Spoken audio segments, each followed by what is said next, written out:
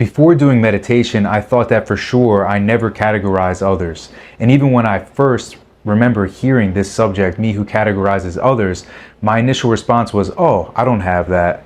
But I remembered that with every topic, I must humble myself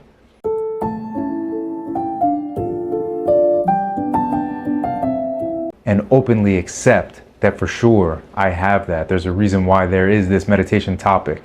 And when I did that, I could see, wow, that I categorize others as being negative, as being selfish, as being lazy, as being judgmental, many labels that were in my mind from work, from school, from my family.